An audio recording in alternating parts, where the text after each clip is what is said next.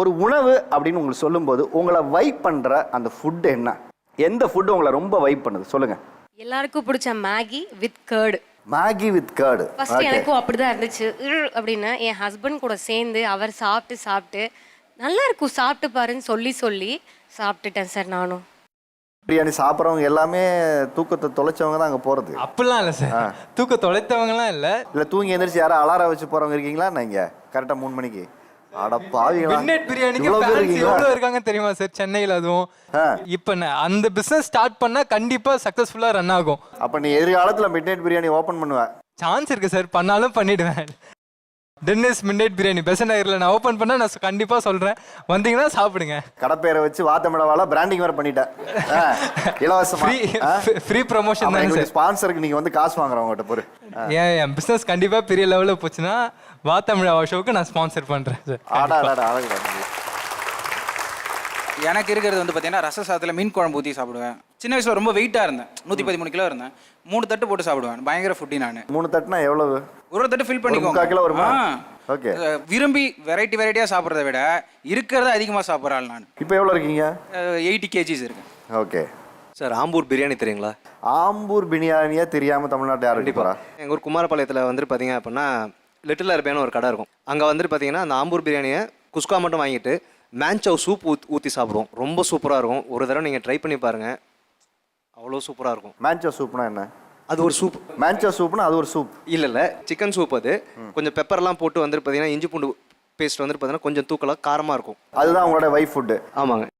Milk ரைஸும் புரோட்டாவும் சால்னாவும் தொட்டு சாப்பிடுவேன் சார். அவ்வளோ டேஸ்டாக இருக்கும். பாலில் தெரிஞ்சிடாதாம்மா? இல்லை, அது வந்து சைடில் அந்த கூட்டுக்கு பதிலாக அது உள்ள போய் தெரிஞ்சிட்டோம். அது அது உள்ள போய் தானே வேலை அது தயிராகட்டும் மோராகட்டும் டேஸ்ட் வேணும்ல. இங்க போய் என்ன வேணா ஆகட்டும், இங்க டேஸ்ட் வேணும்ல. அதை எப்படி எவ்வளவு வச்சுப்பீங்க? அதாவது ஒரு பால், அதுக்கப்புறம் சாதம். மில்க் ரைஸ் நல்லா சால்ட் போட்டு பிசைஞ்சிருவேன். அதுக்கப்புறம் சைடுல புரோட்டாவையும் ரைஸ்ல சால்ட் போடுவியா? சால்ட் போட்டு பிசைஞ்சிருவேன். ஜீனி போட்டு சாப்பிட்டு சைடுல வந்து புரோட்டாவும் சால்னாவும் ஊத்திடுவேன். அது ஊறிடும். அதோட அது சாப்பிட்றப்ப ஐயோ சொர்க்கம் சொர்க்கம் சார். எனக்கு அவ்வளோ பிடிக்கும். நான் சாப்பிட்றது இல்லாமல் என் பொண்ணு பையனை கூட வந்து சாப்பிட வச்சிருவேன். அதை வந்து ப்ராக்டிஸ் பண்ணுறீங்க. இது ஒரு டிஃப்ரெண்ட் காம்பினேஷன் சொன்னாங்க. இது மாதிரி உங்களுடைய காம்பினேஷன் வைஃப் ஃபுட் என்ன? நான் வந்து காரைக்குடியிலேருந்து வரேன் சார். அங்கே வந்துட்டு ஸ்ரீபிரியா மெஸ்னு ஒரு மெஸ் இருக்குது. அங்கே எனக்கு பிடிச்ச காம்பினேஷன் வந்து மீன் குழம்பும் முயல் கறியும். அங்கே என்ன பண்ணுவாங்கன்னா போய் உட்காந்தோடனே இலையை போட்டு எம்டி ரைஸ் வைப்பாங்க. வச்சுட்டு ஃபஸ்ட்டு சிக்கன் கிரேவியில் ஆரம்பிப்பாங்க. நாட்டுக்கோழி கிரேவி, நண்டு குழம்பு, மீன் குழம்பு, முயல் கறி, இப்படி வரிசையாக கிரேவி வந்து அன்லிமிட்டட், சாதம் அன்லிமிட்டட், நம்ம எவ்வளோ வேணால் சாப்பிட்டுக்கலாம். நான் வந்துட்டு ஒரு கட்டத்தில் மீன் குழம்பு சாப்பிட்டுட்டு இருக்கேன், அதனால சாப்பிட முடியல. சாப்பிட்றதுக்குள்ளே அந்த முயல் கறியை கொண்டு வந்து வச்சுட்டாங்க சாதம் மேலே. அப்போ நான் அதை சேர்த்து சாப்பிட்றப்போ அந்த டேஸ்ட் எனக்கு பிடிக்க ஆரம்பிச்சிருச்சு. அதனால அந்த காம்பினேஷன் எனக்கு ரொம்ப ரொம்ப பிடிக்கும். இன்ன வரைக்கும் காரைக்குடி போனால் திருப்பி அதை வாங்கி கண்டிப்பாக சாப்பிட்டுட்டு தான் வருவேன். அதுவும் பிரியா மெஸ்ஸில் மட்டும்தான் சாப்பிடணும். அது உங்களை எல்லாம் முயல் கிராஸ் பண்ணி போடும்போது நாம சாப்பிட வேண்டிய முயல் நம்மளை தாண்டி போகுதுன்னு தோணுதா? இல்லை சார், நிறைய சாப்பாடு நிறைய விஷயம் சொன்னாங்க, பிரியாணி, ரைட்ஸ் எல்லாமே. பட் வந்து ஒரு ஃபுட்டை சொல்லும்போது எல்லாருக்குமே ஒரு மாதிரி எமோஷ்னலாக கனெக்ட் ஆகும். இந்த பரோட்டா சும்மா அப்படி அடித்து அவங்க தூக்கி அப்படி போடும்போது ரோட்டில் போனாலே வண்டி நின்றும் தானாகவே. ஃபஸ்ட்டு 2 பரோட்டா பிச்சு போட்டு அந்த சட்னி சாம்பார் வச்சு சாப்பிட்ருவோம் சார். ஆப்போசிட்டில் பார்த்தோம்னா அப்படியே ஆஃப் ஆயில் தூக்கி வாயில் போடுவார். ஐயோ அப்படின்ட்டு, மாஸ்டர் ஃபஸ்ட்டு ஒரு கலக்கி எடுத்து வந்துருங்க, 2 பரோட்டா எடுத்து வந்துருங்க, அதுக்கப்புறம் ஆஃப் ஆயில் எடுத்துருவாங்க. அந்த முட்டை இருக்குல்ல சார், அந்த முட்டையில் உள்ள வெரைட்டியே வேறு. பிளெயின் கலக்கி, ஆனியன் கலக்கி, குழம்பு கலக்கி, அப்புறம் omelette, 1 side omelette, half boil, full boil, இதெல்லாம் வந்து கலக்கி போட்டு அடித்து அப்படி ஊற்றிட்டு அப்படி திருப்பி அந்த பிளேட்டில் வைப்பார். நமக்கு அப்படியே இன்னைக்கு கலக்கி தாண்டா அப்படின்னு முடிவு பண்ணி போய் உட்காந்துருவோம். அந்த ஃபீல் வந்து சாப்பிட்டு முடிச்சுட்டு வெளியில் வந்து ஒரு வாழைப்பழத்தை சாப்பிட்டோம்னா ரூமு படி ஏறும்போதே தூக்கம் வந்துடும் சார். தூக்கம் வரத்துக்கெல்லாம் மாத்திரை போட்டு போடுறாங்களே, நமக்கு அந்த மாதிரி ஃபீலே கிடையாது சார். தூக்கம் வரலை அப்படின்னா நேராக புரோட்டா கடை தான். ஏன்னா அந்த ஃபினான்ஷியலி நம்மளை ரொம்ப கனெக்ட் பண்ணுறது புரோட்டா தான். வேறு ஒரு ஃபுட்டுக்கு போயிட்டோம்னா எவ்வளோ இருக்குமோ அப்படின்னு ஒரு பயம் இருக்கும். ஒரு சிக்கன் ரைஸ் சொன்னால் கூட 60 ரூபா 70 ரூபா இருக்கலாம் அப்படின்ட்டு. பட் புரோட்டாங்கிறது மேக்ஸிமமாக ஒரு 10-15 ரூபாக்குள்ளே தான் இருக்கும். ஒரு 100 ரூபாக்குள்ளே விஷயத்தை முடிச்சுட்டு வந்துடலாம். ஸோ இயர்லி மார்னிங் வந்து 4 o'clock பிரியாணி என்னென்னமோ டிஷ் சொல்கிறாங்க. பட் 4 மணிக்கு எங்கள் ஊரில் பர்மாக்காரங்க நான் பீஃப் கறி, சிக்கன் கறி, எண்டிங்கில் வந்து டீயோட அதை முக்கி சாப்பிட கொடுப்பாங்க சார், ஒரு கிளாஸ் டீ. அவ்வளோ டேஸ்ட்டாக இருக்கும் சார். என்னத்தை முக்கி சாப்பிடுவீங்க? நானே நானேயா? ஆமாம் சார். சூப்பர் டேஸ்ட்டாக இருக்கும். ஒரு தடவை வாங்க ட்ரை பண்ணி பார்க்கலாம் சார். எனக்கு தெரிஞ்சு நீங்க சொல்ற கடைக்கெல்லாம் போயிட்டு வர்றதுக்குள்ளேயே இந்த ஒரு வருஷம் முடிஞ்சிரு போல இருக்கே. அதாவது ஃபஸ்ட்டு வந்து நான் வாங்கினதுக்கப்புறம் ஃபஸ்ட்டு பீஃப் கறி ஆர் சிக்கன் கறி சாப்பிட்டு முடிச்சிடணும். அதுக்கப்புறம் பேபியோன்னு ஒன்று கொடுப்பாங்க. அது வந்து பார்த்திங்கன்னா சுண்டல், சன்னா மசாலா அதெல்லாம் கையிலே போட்டு பிசைஞ்சு, அது பர்மா ஸ்பெஷல். அதை வச்சு சாப்பிட்டதுக்கப்புறம் ஃபைனலாக டீயோட அந்த நானை வச்சு முக்கி சாப்பிட்டீங்க அப்படின்னா ஃபினிஷ். ஏர்லி மார்னிங் 4 மணிக்கு எந்திரிச்சு நானை சாப்பிட்டா நாள் பொழுதும் சிறப்பாக போகும் என்ற ஒரு பெரிய ஒரு உதாரணத்தை சொல்லியிருக்கீங்க தமிழ் மக்களுக்கு.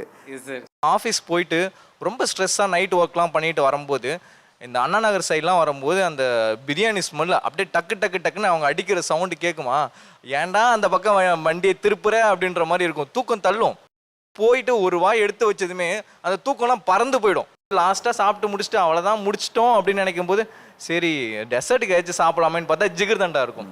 ஸோ ஜிகர்தண்டா சாப்பிட்டு முடிச்சுட்டு அப்படியே வீட்டுக்கு போய் படுத்து அப்படி ஒரு கண்ணை மூணுனா போதும், அடுத்த செகண்ட் ஏஞ்சிருக்கும் போது விடிஞ்சு மதியம் டைமே ஆகிடும். ஆக்சுவலி நான் வந்து எகிட்டேரியன், நான் வெஜிடேரியன்ஸ் ஒரு ஃப்ரைட் சிக்கன் சாப்பிடுவாங்க. அந்த ஃப்ரைட் சிக்கனை நான் ஆயிஸ்டர் மஷ்ரூம்ஸில் பண்ணுவேன். ஆயிஸ்டர் மஷ்ரூம்ஸ் வச்சு அதே ஃப்ரைட் சிக்கன், ஒரு பாப்புலர் பிராண்டில் வந்து அந்த ஃப்ரைட் சிக்கன் ரொம்ப பாப்புலர், அவங்களோட அதே ஃப்ரைட் சிக்கன் அதே மாதிரி ஆயிஸ்டர் மஷ்ரூமில் பண்ணி சாப்பிடுவேன். அதுக்கப்புறம் soups, roasted pumpkin soup, roasted carat and chilli soup ரொம்ப ரொம்ப பிடிக்கும். யூஸ்வலாக டொமேட்டோ சூப் குடிப்பாங்க, ஸ்வீட் கார்ன் குடிப்பாங்க, மேன்சாவ் குடிப்பாங்க.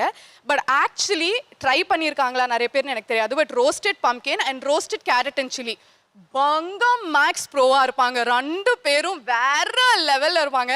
I can just have them as a meal it self. எனக்கு எக்ஸ்பிளைன் பண்ண தெரியல, பட் இப்படி இருப்பான், ஷெஃப் கிஸ் மாதிரி இருப்பான். போடுற ஆடுற அப்படிங்கிற அளவுக்கு இருக்கே வந்து. நீங்க வாங்க நான் செஞ்சு தரேன், சூப்பரா இருப்பான். இத நான் சொன்ன எல்லாமே நானே செய்வேன், எல்லாமே செஞ்சு தரேன்.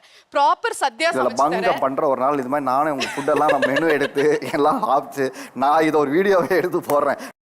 வேற எந்த உணவு உங்களை வைப் பண்ணுது? கேர்டோட நான்வெஜ் சாப்பிடுவேன் சார். என்ன நான்வெஜ் என்ன சாப்பிடுவீங்க? சிக்கன், ஃபிஷ் எது வேணாம் சார். அதை சாப்பிடக்கூடாதுன்னு சொல்லுவாங்க. அதான் கேட்க வந்தேன். ஆனால் சாப்பிடுவேன் சார் நான். அது ஏன் சாப்பிடக்கூடாதுன்னு சொல்லுவாங்க தெரியுமா? அது தெரியல சார் எனக்கு. அதாவது தயிரையும் மீனையும் நம்ம வந்து சேர்த்து சாப்பிடும்போது தோல் சார்ந்த வியாதிகள், யாருக்கெல்லாம் அந்த ஒவ்வாமை இருக்கோ அவங்களுக்கு வந்து தோல் சார்ந்த வியாதிகளும் அலர்ஜியும் வரும்னு சொல்லுவாங்க. சில பேருக்கு வந்து எதை சாப்பிட்டாலும் ஒன்றும் ஆகாது. உனக்கு இன்னும் நடக்கல அது, நீ எல்லாம் அந்த கேட்டகரி. இந்த நெய் பரோட்டான்னு சொல்லிட்டு ஒன்று கொடுப்பாங்க சார். அது கூடவே இந்த மட்டன் ஒயிட் குருமான்னு சொல்லிட்டு கொடுப்பாங்க இந்த சிதம்பரம் பரங்கிப்பேட்டை சைடில் சார். அது அல்டிமேட்டா இருக்கும் சார், சூப்பரா இருக்கும் சார். ஆமா சார், நான் காலையில இங்க இருந்து எனக்கு காண்டாவது எல்லாம் சொல்லுங்க. கடலூர்ல இருந்து காலையிலே பிரேக்ஃபாஸ்ட்டுக்காக அங்க போவேன் பரங்கிப்பேட்டைக்கு. ஸோ என்னுடைய ஃபேவரட் டிஷ்னு பார்த்தீங்கன்னா அந்த நெய் parotta plus white mutton kurma sir. Varun from Vadachennai sir. இந்த உலகத்திலே எங்கேயுமே கிடைக்காத ஒரு டிஷ் வந்து எங்கள் வடசென்னையில் கிடைக்கும் சார். அது பேர் வந்து வட்டலாப்போன்னு சொல்லுவாங்க சார்.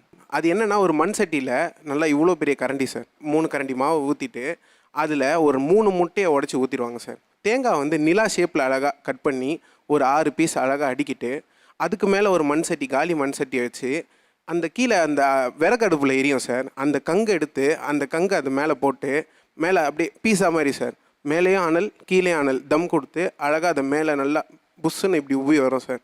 அதை நீங்கள் காலையில் 4 மணிக்கு கிடைக்கும் சார் எங்கள் ஏரியாவில். நீங்கள் வந்தீங்கன்னா எப்போ வேணால் ட்ரை பண்ணலாம். அதை ட்ரை பண்ணி பாருங்கள், வேறு லெவலில் இருக்கும் சார். அதாவது காதலிக்கிறவனுக்கு கூட நிறைய நேரங்கள் கவிதைகள் தடைப்பட்டு வரும், வரிகள் வராது. ஆனால் அந்த சாப்பிட்றவங்களுக்கு எங்கேருந்து தான் ஒரு ஃப்ளோ வருதுன்னு தெரியல. பேசுகிறது எல்லாமே கவிதையாக இருக்குது. என்னையை பொறுத்த வரைக்கும் ஃபுட்டு வந்து இந்த எமோஷனில் தான் சாப்பிட்ணும், அந்த எமோஷனில் சாப்பிட்ணும் அப்படின்லாம் கிடையாதுங்க சார். ஃபுட்டு சாப்பிட்றதே நமக்கு ஒரு எமோஷன் தாங்க சார்.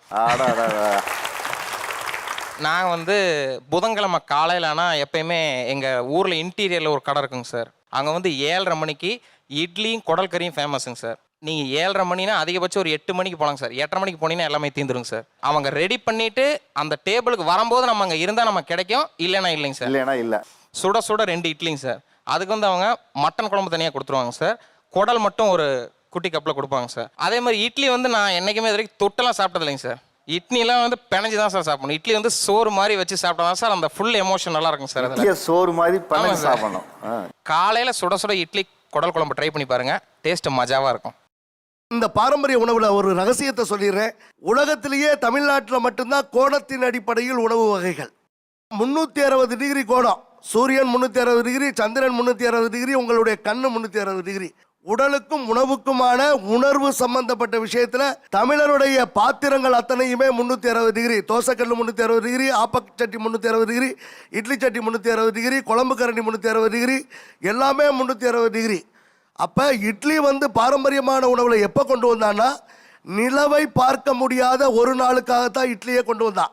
இப்ப நிலவு ராத்திரியில இட்லியை வைக்கிறான், எப்போ வேணாலும் இட்லியை வைக்கிறான். ஆனால் அன்னைக்கு வந்து அமாவாசைக்காகத்தான் இட்லியை கொண்டு வந்தாங்க. அந்த நிலவின் ஆற்றலை எடுத்துக்கணுங்கிறதுனால இருட்டின் அடையாளமான உளுந்தையும் வெளிச்சத்தின் அடையாளமான சூரியனின் அடையாளமான அரிசியையும் காலையில் ஏறு பொழுதுல ஊற வச்சு இறங்கு பொழுதுல ஆட்டி இரவு பொழுதுல ஒன்றா கூட்டணும் சமுத்திரத்தோட.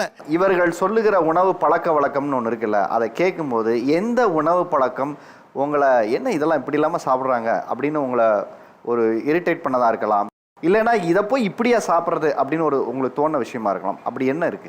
வணக்கம் சார், என்னோட நேம் லாவண்யா. நான் ஒரு உணவியல் நிபுணர். இவங்க எல்லாருமே சாப்பிட்ட உடனே தூக்கம் வருது அப்படின்றது ஆக்சுவலி அது ஒரு குட் சைன் கிடையாது, ரொம்பவே பேட் சைன். என்னன்னா நீங்கள் அவ்வளோ அதிகமான ஒரு கார்போஹைட்ரேட் ஃபுட்டை சாப்பிட்றீங்க அப்படின்னா இன்சுலின் ஸ்பைக் ஆகும். இன்சுலின் ஸ்பைக் ஆகுது அப்படின்னா மீன் வைல் சைமல்டேனியஸாக இந்த செரட்டோனின் அப்படின்ற ஹார்மோன் ரிலீஸ் ஆகுது, மெலட்டோனின் இன்க்ரீஸ் ஆகுது. தூக்கம் வர்றதுக்கு தேவைப்படுற ஒரு ஹார்மோன் அது. ஸோ இது வந்து ஒரு சைடாக நடக்கிற ஒரு விஷயம். அன்ஹெல்த்தியான ஒரு வே நடக்கும் போது அதை நடக்கிற ஒரு நல்ல விஷயம் கூட நீங்கள் வச்சுக்கலாம். ஆனால் நம்ம தூக்கம் வருது அப்படின்னு நம்ம பார்க்குறோம், கூட இன்சுலினோட ப்ராப்ளம் ஏறிட்டே போகுது. கிட்டத்தட்ட ஒரு வருஷத்தில் 100 மில்லியன் பீப்புள் வந்துட்டு நான் கம்யூனிகபிள் டிசீஸ், அதாவது ஒபிசிட்டி அண்ட் இந்த டயபெட்டிஸ் எல்லாம் அஃபெக்ட் ஆகிறோம். இவங்க சொன்னதுலேருந்து ஒன்று எனக்கு புரியுது. என்ன அப்படின்னா, உணவுக்கு மரியாதை, ருசி உணர்வுக்கு மரியாதை, உடல் நலத்துக்கு மரியாதை அது கொடுக்கணும்ல. அந்த பாயிண்டே அங்கே மிஸ் ஆயிடுது. இன்னொன்று பார்த்தீங்கன்னா, கோபமாக இருக்கும்போது சாப்பிடுவேன், நான் வருத்தமாக இருக்கும்போது சாப்பிடுவேன், நான் ஸ்ட்ரெஸ்ஸாக இருக்கும்போது சாப்பிடுவேன். இப்படி ஒவ்வொருத்தருடைய ஏதோ ஒரு உணர்வுகளுக்கு வடிகால உணவை நினைக்கிறாங்க. ஆக்சுவலாக எனக்கு பசிக்கும் போது தான் நான் சாப்பிடணும், அதுதான் ஃபர்ஸ்ட். இப்போ இவங்கெல்லாம் நிறைய உணவுகளை ஃபாலோ பண்ணுறோம், இதெல்லாம் சாப்பிட்றோன்னு சொன்னாங்க இல்லையா? ஒரு நல்ல வாழ்க்கை முறையை வாழணும்னா என்ன பாரம்பரிய உணவை ஒருத்தவங்க ஃபாலோ பண்ணணும் சொல்லுங்களேன். பிரேக்ஃபாஸ்ட்டுக்கு எனக்கு ரொம்ப பிடிச்சது வந்து கேழ்வரகு களி, அதோட வேர்க்கடலை சட்னி. எங்களது வந்து இப்போது வேலூர் திருவண்ணாமலை மாவட்டம் பக்கத்தில் இருந்து, ஸோ அங்கே வந்து ஃபேமஸாக இருக்கும் வேர்க்கடலை சட்னி வந்து ஃபேமஸ். அதுவுமே வந்து வேர்க்கடலை சட்னி பூண்டு போட்டு பக்கத்து வீட்டு ஆண்டி வந்து எனக்கு செஞ்சு கொடுத்தாங்க. ஸோ அப்போ வந்து எனக்கு ரொம்ப பிடிச்சி போயிடுச்சு. ஸோ கேழ்வரகு கூட வேர்க்கடலை சட்னி ஆர் கருவாடு தொக்கு, அது வந்து எனக்கு ரொம்ப பிடிக்கும். ஸோ அதை ஃபாலோ பண்ணலாம் பிரேக்ஃபாஸ்ட்டுக்கு. இது மாதிரி வேற யாராரு என்னென்ன பாரம்பரிய உணவுகளை ஃபாலோ பண்ணால் நல்லா இருக்கும் அப்படிங்கிறத நீங்கள் சொல்லுங்களேன். மார்னிங் வெறும் வயிற்றில் இஞ்சி சாராக எடுத்துக்கணும். நம்ம எந்த ஃபுட்டை எடுத்தாலுமே நம்ம உடம்புலேருந்து கழிவு தேங்காமல் வெளியேற்றுறதுக்கு இது ஒரு பெஸ்ட் ப்ராசஸ். மதியத்தில் உணவுக்கு பிறகு சுக்கு பொடி சாப்பிடணும், பொடியாக இடித்து சாப்பிடணும். இரவு உணவில் வந்து சாப்பிட்டதுக்கு அப்புறம் வந்து கடுக்காய் பொடி இது எடுத்துக்கும் போது நம்ம உடம்புல எந்த ஒரு கழிவும் தேங்காமல் இருக்கும். பழைய கழிவு தேங்கியிருந்தாலும் அது வெளியேற்றும், அப்போ நோய் வராமல் தடுக்கும். நம்ம சாப்பிட்ற ஃபுட்டும் நம்மளுக்கு சரியான அளவில் முழு சத்தும் உடம்புக்கு அனைத்து உறுப்புகளுக்கும் போய் சேர உதவும் சார். ஆக்சுவலாக நாங்களுமே அந்த உளுந்தக்களி ஏஜ் அட்டன் பண்ணப்போ நாங்கள் சாப்பிடல. அம்மா என்ன பண்ணுவாங்கன்னா, ஸ்டொமக் பெயினில் ரொம்ப கஷ்டப்பட்டோம் சார். அம்மா என்ன பண்ணுவாங்கன்னா உளுந்தக்களி கொடுப்பாங்க, நாங்கள் சாப்பிட மாட்டோம், அந்த டேஸ்ட் பிடிக்காதுன்றத சாப்பிட மாட்டோம். அதனாலேயே வயிறு வலி வந்தால் சொல்ல மாட்டோம், ஏன்னா எங்கே உளுந்தக்களி செஞ்சு கொடுத்துருவாங்களோ சொல்ல மாட்டோம் அப்படின்னு சாப்பிட மாட்டோம் சார். அதுக்கப்புறம் சரி இதில் என்னதான் இருக்குது, ரொம்ப வயிறு வலி அதிகமான ஸ்டேஜ் வந்ததுக்கப்புறம் இதில் என்னதான் இருக்குது அப்படின்னு பார்க்கும்போது சரி ஒரு நாள் செஞ்சு கொடுத்தாங்க சார். அது என்னன்னா, சாப்பிட்டதுலேருந்து ஒரு 3 மந்த் தொடர்ந்து சாப்பிட்டோம் சார். சாப்பிட்டதுலேருந்து இது வரைக்குமே எங்களுக்கு வயிற்று வலிங்கிற பிரச்சனையே இல்லை சார். ஏன்னா இப்போதைக்கு பிசிஓடிங்கிறாங்க சார். அப்போ எந்த பிசிஓடி சார் வந்துச்சு? அப்போ உளுந்தங்களி மட்டும்தான் சாப்பிடுவாங்க. நல்லா கொழுந்து தலவாழை இலையை எடுத்து அதில் உளுந்து வறுத்து, அந்த வறுக்கும் போதே ஸ்மெல்லு அல்டிமேட்டாக இருக்கும் சார். அந்த உளுந்தை வறுத்து அரைச்சி அதை கருப்பட்டி இல்லைன்னா நாட்டு சக்கரை பியூராக எடுத்து அதை கலந்து ஒரு ஷேப், எப்படின்னா மண் பாத்திரம் எங்கள் வீட்டில் இருக்குது சார், அதில் கலந்து அப்படியே ஒரு ஷேப்பாக அந்த தலவாழை இலையில வச்சு நடுவில் குழி பறித்து நாட்டு செக்கு நல்லெண்ணெய், அதுலேயே ஒரு கசப்பு இருக்கும், அதுவே செம்ம டேஸ்ட்டாக இருக்கும் சார். இல்லைன்னா பசு மாட்டு நெய், இதை ரெண்டுத்தையும் அதில் போட்டு அப்படியே குழச்சி சாப்பிடும் போது வேற இதே ஹெவன் தான் சார். அது சாப்பிட்டதுலேருந்து இது வரைக்குமே எங்களுக்கு வயிற்று வலி இடுப்பு வலி பிரச்சனையே வந்தது இல்லை சார். ஐயா நீங்கள் சொல்லுங்கள், நீங்கள்லாம் பாரம்பரிய உணவுகளை கடைபிடிக்கக்கூடிய ஒரு கூட்டமாக இருக்கீங்களா? உங்களுக்கெல்லாம் அந்த மாதிரி வைப்பு வருதா? நீங்கள் சாப்பிடும்போது அந்த பாரம்பரிய உணவில் அந்த வைப்பு இருக்கா? ஒருத்தனுக்கு பெரிய வைப்பே வந்து இந்த பழைய சோறு தான். இரவில் மோரை ஊற்றி கொஞ்சம் உப்பு கல் போட்டு அதை வந்து மூடி போடாமல் வெள்ளை துணி, தூய பருத்தி துணியை வேடு கட்டி வச்சு மண்பானையில் காலையில் அது வாசனையாக எடுத்து சின்ன வெங்காயம் போட்டு பச்சை மிளகாயோட மிதுக்கவத்தை சுண்டவத்தை சேர்த்து சாப்பிட்டா அதுக்கு இணை வேறு ஈடு இணை இல்லை.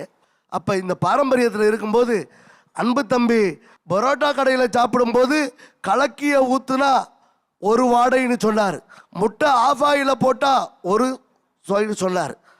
எனக்கு இதை பற்றி ரொம்ப வருத்தம் உண்டு. தம்பிகளா, நீங்கள் சாப்பிட்ற முட்டை எங்கேருந்து வருது? முட்டையின் நகரமான இருந்து வருது.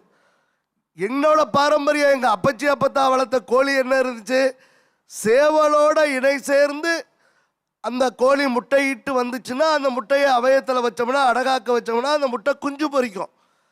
அப்போ குஞ்சு பொரிச்சிச்சுன்னா உயிராற்றல் தத்துவத்தின்படி அது இனப்பெருக்க ஆற்றல் இருக்குது. அப்போ நீங்கள் சாப்பிட்ற உணவு வந்து வெறும் இறைப்பையை நிரப்புறதா? அதற்கு அடுத்தபடியாக இனப்பெருக்கத்தை வம்சத்தின் அடிப்படையில் சந்ததி பெருக்கத்தோடு சான்றாக தமிழினத்தின் அடையாளமாக நிறுத்துறதா அந்த பாரம்பரியம். தெரியாதனமா பசங்க எல்லாரும் பரோட்டான்ட்டாங்க. அந்த முட்டையை சொல்லிடுறேன், போட்டுக்கிட்டே இருக்கீங்களா ஆளாளுக்கு? நீங்க இருந்து வந்த முட்டை வந்து கோழியை தனியா அடைச்சிருவான், முட்டை போடும், ஆனா அந்த முட்டை குஞ்சு போடாது. அப்ப குஞ்சு வராத முட்டைக்கு என்ன பேரு? கூமுட்டை.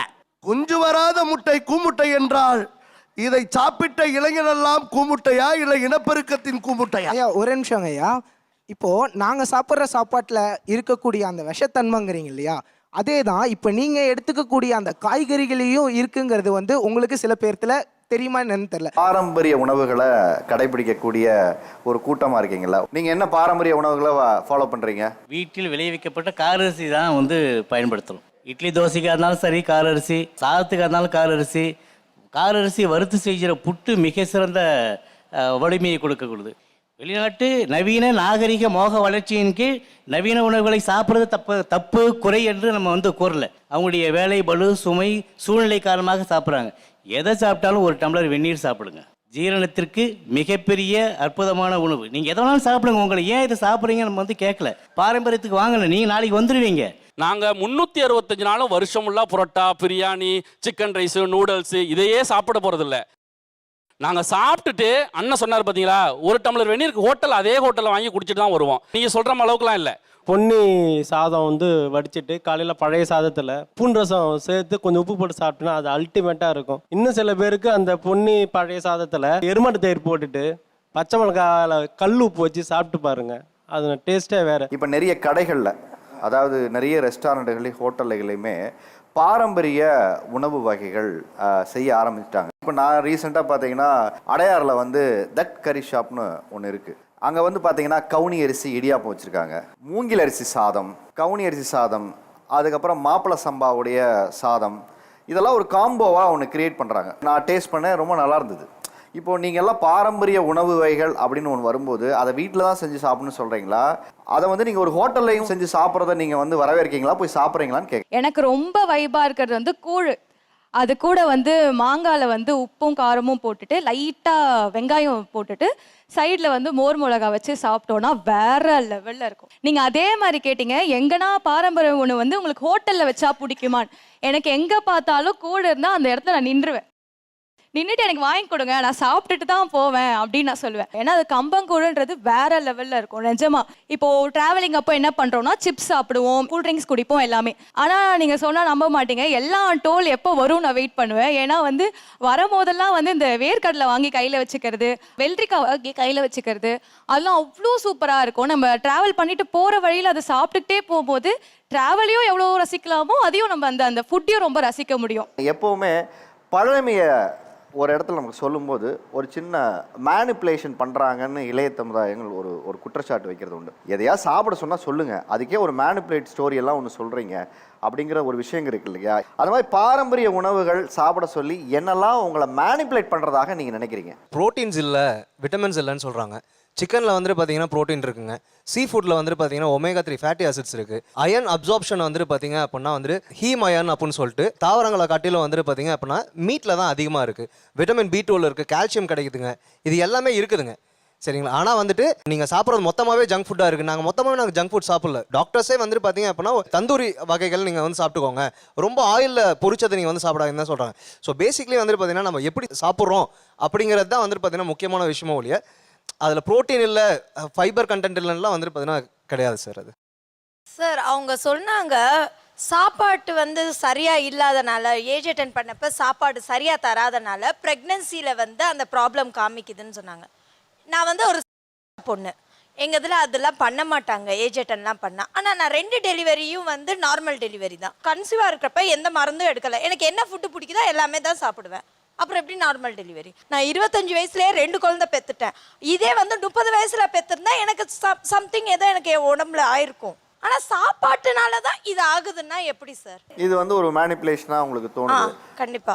மேடம் சொல்லியிருந்தாங்க இந்த மாதிரி வந்து நீங்கள் ஃபுட்டு சாப்பிடும்போது கால்குலேட் பண்ணி சாப்பிடுங்க. கார்போஹைட்ரேட் இவ்வளோ எடுத்துக்கோங்க, ப்ரோட்டீன் இவ்வளோ எடுத்துக்கோங்க, ஃபேட் இவ்வளோ எடுத்துக்கோங்க, அது எடுத்துக்கோங்க, இது எடுத்துக்கோங்க. இப்போது ஒரு ரிச்சா மேன், ஒரு ஆட்டோ ஓட்டுறவங்க, அந்த மாதிரி ஒரு மிடில் கிளாஸ் ஃபேமிலி இருக்காங்க. அவங்களால இப்போ வந்து ஒரு ஃபுட்டு, ஒரு லஞ்ச், ஒரு மீல் சாப்பிட்றாங்க அப்படின்னா இது எல்லாத்தையுமே நம்ம கால்குலேட் பண்ணி இப்போ கார்போஹைட்ரேட் இவ்வளோ, மேக்ரான்ஸ் எவ்வளோ இப்படின்ட்டு கால்குலேட் பண்ணி சாப்பிட முடியுமா அப்படின்ட்டு கேட்குறேன். நான் என்ன சொல்கிறேன்னா, நார்மலாக நீங்கள் சொல்கிற மாதிரி ரொம்ப மிடில் கிளாஸ் ஃபேமிலியில் நம்ம என்ன சாப்பிடுவோம்? நம்மளோட பாரம்பரியமாக ரைஸோ, ஒரு குழம்பு, மோஸ்ட்டாக சாம்பார், இல்லை ஏதாச்சும் ஒரு பொரியல்னால் அது வந்து கூட்டாக இருக்கும். ரைஸ்லேயுமே ப்ரோட்டீன் இருக்குது. அண்ட் நீங்கள் வந்து அதில் வந்து ப்ரோட்டீன் வந்து ஒரே ஒரு அமினோ ஆசிட் மிஸ் ஆகுது. அது நம்ம தாலோட சாப்பிடும் போது அது உங்களுக்கு கம்ப்ளீட் ப்ரோட்டீன் ஆகிடும். அண்ட் காய்கறி, எந்த காய்கறி வேணால் நீங்கள் சாப்பிடுங்க, அதில் ஃபைபர் இருக்குது. நான் சொல்கிறது இதுதான். ஜென்ரலாக நீங்கள் வீட்டு சாப்பாடு நம்ம சொல்கிறோம்ல, அந்த வீட்டு சாப்பாடு நீங்கள் நல்ல ஒரு ரைஸு, குழம்பு, பொரியல் எல்லாம் சாப்பிட்டு வந்த உடனே உங்களுக்கு பயங்கர கிரேவ் இருக்கா? ஃபார் எக்ஸாம்பிள் அன்றைக்கி ஒரு சிக்கனோ இல்லை ஒரு ஃபிஷ்ஷோ கூட வச்சு சாப்பிட்டீங்கன்னா அன்றைக்கி நீங்கள் யோசிச்சு பாருங்கள், நிறைய பேருக்கு கிரேவிங்ஸ் வந்திருக்காது. நாங்கள் ஃபைபர் கண்டென்ட்டுமே எதாவது எல்லாமே தான் நாங்கள் சாப்பிட்றோம் நாங்கள். But we don't have that crave after that. That's what I'm telling. You don't have crave after eating fiber. ஆனா இப்போ நீங்க ஜங்க் சாப்பிடுறது சொல்றோம்னா ஜங்க்ன்றது இல்ல, அதுதான் நான் சொல்ல வரேன். பிரியாணி சாப்பிட்டதுக்கு அப்புறமா எங்களுக்கு வந்து அந்த கிரேவ் வந்து இல்ல. எனக்கு வந்து பாத்தீங்க அப்படினா biryani is a complete food. Who said அது unhealthy ன்ட்டு? நீங்க ரைஸ் குவாண்டிட்டியை கம்மியா எடுத்து ரைஸ்ல நீங்க கூட வர பீஸ் சாப்பிட போறீங்க. பிரியாணிக்கு அந்த புரோட்டீன் இருக்கு. எது சிக்கனோ மட்டனோ வாட்டவர், ரைத்தா கொடுக்குறாங்க, ப்ரோபயோட்டிக் இருக்கு, கூட கொஞ்சம் ஆனியனோ இல்லைன்னா குக்கியூம்பர் எதனா வச்சுக்கிட்டீங்கன்னா ஃபைபர் இருக்கு. அந்த பிரியாணியை வெளியே சாப்பிடாதீங்கன்ட்டு நான் வந்து இன்சிஸ்ட் பண்ற காரணம் என்னன்னா, அவங்க ஆட் பண்ற ஆயில் ஜஸ்ட் ஒரு டீஸ்பூன்ல 45 கேலரி வந்துடும். அங்க ஆயில் ரொம்ப அதிகமா இருக்கும், டேஸ்ட் என்ஹான்ஸ் பண்றது அண்ட் ரிப்பீட்டட் ஆயிலை யூஸ் பண்ணுவாங்க. அந்த கான்செப்ட்காக தான் நான் ஒரு ஃபுல் கம்ப்ளீட் மீல் சாப்பிட்டதுக்கு அப்புறமா கொஞ்ச நேரத்திலேயே அம்மி என்ன இருக்கு சாப்பிட அப்படின்னு கேட்டுட்டு போயிடுறேன். ஏன்னா எனக்கு கிரேவிங் இருக்கு. நீங்க சொல்ற கம்ப்ளீட் மீல் நான் சாப்பிடுறேன். சரி, கிரேவிங்ஸ் வருதுன்னு சொல்றீங்கல்ல, ஃபர்ஸ்ட் யோசிச்சு பாருங்க, அது பசியான்ட்டு. பசி அப்படின்னா என்ன வேணா சாப்பிடலாம், எனக்கு இப்போ நீங்க என்ன வேணா கொடுங்க நான் சாப்பிட்றேன்னு தோணும். ஓகே, அதுதான் பசி. எனக்கு வந்து டீ குடிக்கணும் போல இருக்கு, தட் இஸ் நாட் ஹங்கிரி. நான் காப்பி நிறைய குடிப்பேங்க. நான் எப்பயும் சொல்றேன், கட்டன் காப்பி நான் நிறைய குடிப்பேன், சக்கரை இல்லாம. சரியா? ஆனா இதெல்லாம் தாண்டி எனக்கு திரும்பியும் ஏதோ சாப்பிடணும்னு போல இருந்துகிட்டே தான் இருக்கும். ஓகே, அது வந்துட்டு அப்ப கண்டிப்பா நீங்க வந்து என்னன்னு ஸ்கிரீன் பண்ணி பார்க்கணுமே தவிர்த்து இத ஒரு ஆளை வச்சு நம்ம கம்ப்ளீட்டா எல்லாரையுமே சொல்ல முடியாது. நான் தான் ஃபர்ஸ்டே டிஸ்க்ளைமர் கொடுத்துட்டேன். நான் இப்போ இங்க இருக்கிற எல்லாருக்குமோ இல்ல அங்க இருக்கிற எல்லார வெச்சும் சொல்ல முடியாது. சிம்பிளா வந்து லைஃப் இஸ் ஷார்ட், நம்ம வந்துட்டு என்ன வேணா சாப்பிடலாம் அப்படின்ற வேர்டை வந்து நீங்க ரொம்ப ஈஸியா சொல்றீங்க. சி, இது ஒரு சோஷியல் மீடியா பிளாட்ஃபார்ம். இது எவ்வளவு பேரை இம்பாக்ட் பண்ணும் தெரியுமா? சி, ட்ரிங்கிங் இஸ் இன்ஜூரியஸ் அப்படின்னு சொன்னா ஒருத்தர் வந்துட்டு ரொம்ப ப்ராப்ளம் ஆயிடுச்சு, இல்லங்க நான் இன்னும் கொஞ்ச நாள் தான் வாழ போறேன், நான் இருக்க வரைக்கும் நான் எல்லாத்தையும் சாப்பிட்டுக்கிறேன் அப்படின்னா இந்த சொசைட்டி, அவங்க ஃபேமிலியோ இல்லைன்னா வந்துட்டு டாக்டர்ஸோ ஹலோ பண்ணுவாங்களா? இப்போ நான் சொல்ற எல்லாத்தையும் எல்லாருமே நான் சொல்ற மாதிரி தான் எடுத்துக்கணும்ன்றத இல்ல. நீங்க எல்லாருமே அப்புறமா ஒரு வேர்ட் சொன்னீங்க, நாங்க சொன்ன அந்த பரோட்டாவையோ ஃப்ரைட் ரைஸையோ ரெகுலரா சாப்பிடல எப்பயாச்சும். ஆனா நீங்க எக்ஸாஜரேட் சொன்ன விஷயங்கள் இதுதான். நீங்க ஃபுட் பிளாகர்ஸா நீங்க எடுத்து போடுறது எல்லாமே ட்ரெண்டிங்கா, தோசையில 10 கரண்டி நெய் போடுறதோ இல்லைன்னா வந்து அடுக்கடுக்கா வந்துட்டு பிரியாணியில டிஃப்ரெண்ட் வெரைட்டிஸ் கொடுக்கறது தான் நீங்க வந்து ப்ரொமோட் பண்றீங்களே தவிர்த்து, ஏன் இப்ப நீங்க கேட்ட மாதிரி இந்த இப்போ வாட்டர்மெலன்ல வந்துட்டு கலர் ஆட் பண்ணிருக்காங்கன்ற ஒரு விஷயம் வந்து வாட்டர்மெலன் நிறைய பேர் சாப்பிடல, அதை எத்தனை ஃபுட் பிளாகர்ஸ் வந்துட்டு ஆப்போஸ் பண்ணி போட்டீங்க. ஏன் நம்மளோட பாரம்பரியமான ஒரு ஃபுட், ஒரு ஃப்ரூட் வந்து இந்த மாதிரி பிரச்சனையா இருக்கு, அது உண்மையா பொய்யா நீங்க அவேர்னஸ் பண்ணலாமே, அதை பத்திலாம் நீங்க போடல. நீங்க எக்ஸாஜரேட் பண்றது எல்லாமே ஒரு அன்ஹெல்தியான ஃபுட்டை, நீங்க எப்பயோ சாப்பிடுற ஒரு ஃபுட்டை நீங்க சொல்றீங்க. நாங்க ட்ரெண்ட் பண்ணி விடுறோம், நாங்க இந்த ரெசிபி கொடுக்குறோம், நாங்க அங்க போய் சாப்பிடுங்கன்னு சொல்றோம். நான் இல்லன்னு சொல்லல. நீங்க பரோட்டாவையும் பிரியாணியும் எக்ஸாஜரேட் சொல்றத இப்ப பாக்குற எத்தனையோ பேருக்கு ஒருவேளை அப்படி ட்ரை பண்ணா நல்லா இருக்கும் பண்ணுவாங்க. நீங்க நினைச்சிட்டு இருக்கீங்க just go outside and see how many of them relate to us and how many of them relate to you. அதுதான் அது வந்து நீங்க ஒரு அது ஹெல்த்தியா அவங்களுக்கு போய் முடிஞ்சா பரவாயில்லையே, இது பண்றதுனால அவங்களுக்கு எந்த ஒரு நல்ல பெனிஃபிட்ஸ் கிடையாதுல்ல. சோ அப்ப அது நீங்க பண்றது ஒரு வாட்டி ரெண்டு வாட்டி இருந்தாலும் அதை நம்ம சொல்லக்கூடாது. சரி, நீங்க இவ்ளோ நேரம் ப்ரீச் பண்ணீங்க, இப்படி சாப்பிடணும் அப்படி சாப்பிடணும், இவ்ளோ இருக்கணும், இத்தனை குவான்டிட்டியில சாப்பிடணும்னு உங்களுக்கு வர பேஷண்ட்ஸ்க்கு நீங்க ப்ரீச் பண்ணிருப்பீங்க. Okay, how many people actually come to you to get a diet chart from you?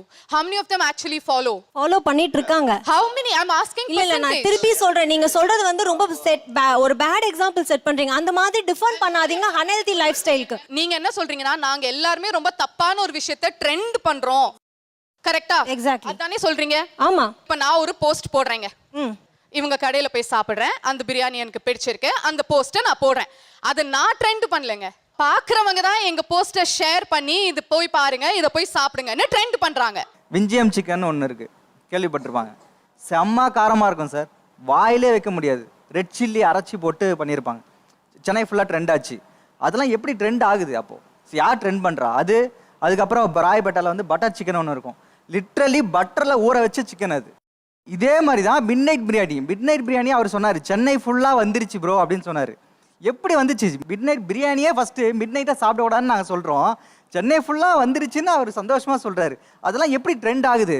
அந்த ஸ்ட்ரீட்டை பார்த்தீங்கன்னா வெறும் வந்து அந்த இன்ஃபியூஸ்டு சிக்கன், பரோட்டா, பிரியாணி இந்த மாதிரி தானே இருக்கு. அப்போ பாரம்பரிய உணவுன்னு பார்த்தீங்கன்னா எண்ணி அந்த ஒன்று தான் இருக்கு. அப்போ நாங்கள் அந்த ஒன்று தானே போட முடியும். நீங்கள் முதல்ல ஒரு விஷயத்தை புரிஞ்சுக்க மாட்டேங்கிறீங்க.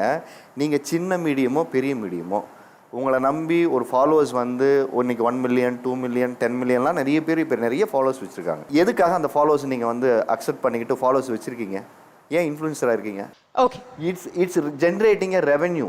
அப்போ ட்ரெண்ட் பண்ணுறதுக்கு தான் நம்ம ஒன்று பண்ணுறமே தவிர you also being part of it. அது வந்து நான் ஷேர் பண்ணுறவங்க மட்டும் தான் ரெஸ்பான்சிபிலிட்டி சொல்ல முடியாது. I did not say share பண்றவங்க மட்டும் தான் ரெஸ்பான்சிபிள் நான் சொல்லல.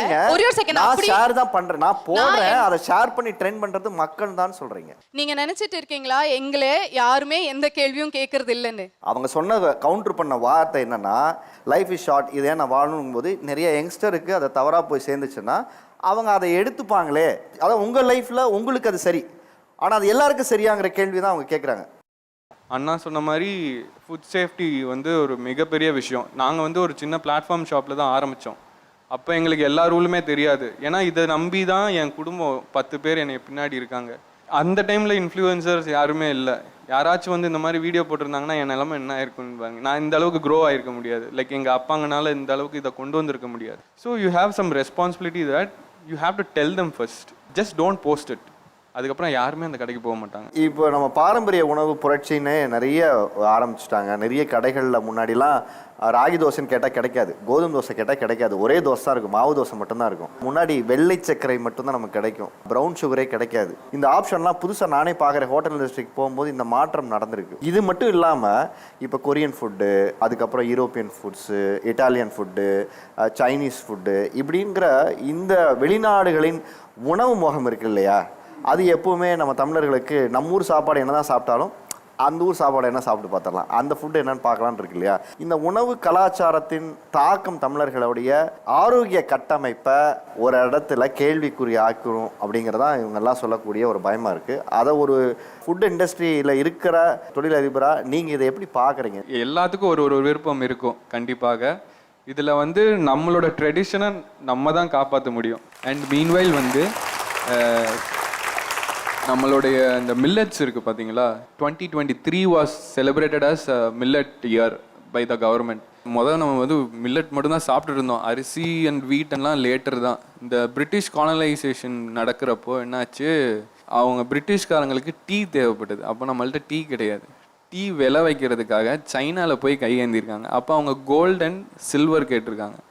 நம்மள்ட்ட இங்கே வெறும் மில்லட்ஸ் தான் இருக்குது. ஸோ பண்டமாற்று முறை பண்ணுறதுக்கு வேறு எதுவுமே இல்லை. ஸோ என்ன பண்ண ஆரம்பித்தாங்க, பிரிட்டிஷர்ஸ் வந்து தே ஸ்டார்டட் டு ப்ரொடியூஸ் இந்த இது இருக்கும் பாப்பி சீட், அதில் தான் வந்து ஓபியம் க்ரியேட் பண்ணுவாங்க. ஸோ அவங்கள அடிக்ட் பண்ண வச்சுட்டாங்க சைனீஸை பொதுவாக. அதுக்கப்புறம் தேயிலை இங்கே எடுத்துகிட்டு வந்தாங்க. ஸோ நம்ம ஆட்கள், நம்ம விவசாயம் என்ன பண்ண ஆரம்பிச்சிட்டாங்க, மில்லட்ஸை குறைச்சி வெறும் இது பணத்துக்காக இதை மட்டும் க்ரோ பண்ண ஆரம்பித்தாங்க. அப்படியே மில்லட்ஸ் அப்படியே கொஞ்சம் காலமாக என்னன்னே தெரியாமல் போயிடுச்சு. அதுக்கப்புறம் இவங்க ரொம்ப இந்த மாதிரி விற்று இவங்களோட உடம்பே போனதுக்கப்புறம் வந்தது தான் ரைஸ் அண்ட் வீட். அது வந்து ஸ்டேபிள் ஃபுட்டாக மாறிடுச்சு நமக்கு. ஸோ இந்த மாதிரி மில்லட்ஸ் வந்து நம்ம ட்ரெடிஷனில் இருக்குது, அதை நம்மளே அழிக்க வேண்டான்னு தான் நான் இப்பயும் நான் சொல்ல வரேன்.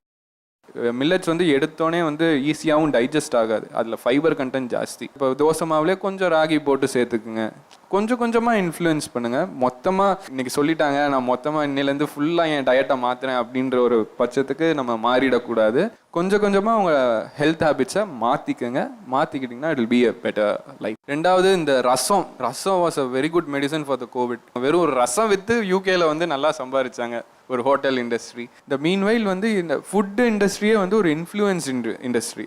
இதுதான் பாரம்பரியம்னு நம்ம எதுவுமே சொல்ல முடியாது. பிரியாணி ஏன் திடீர்னு நம்ம ஊருக்கு வந்துச்சு, அது ஸ்டேபிள் ஃபுட்டாக மாறிக்கிட்டு இருக்கு. ஸோ ஒவ்வொரு ஸ்பைசஸுமே அப்படி தான் வந்துச்சு. நம்ம கார்டமம்லாம் ஸ்ரீலங்காலேருந்து வந்துச்சு. பர்டிகுலராக அந்த செட்டிநாடு வந்து நிறைய பேர் நிறைய இடத்துல போய் ட்ரேட் பண்ண ஆரம்பித்தாங்க வெறும் இந்த ஸ்பைசஸ் வச்சு. அங்கே போய் அங்கே இருக்கிற சமையல் முறையெல்லாம் பார்த்துட்டு நம்ம வந்து இத்தனை நாள் வந்து எண்ணெயை போட்டு சமைச்சிட்டு இருந்தோம், நம்ம தண்ணியிலே சமைக்கலாம் அப்படின்ற ஒரு கான்செப்ட் வந்து இடியாப்பம் அப்படி வந்துச்சு.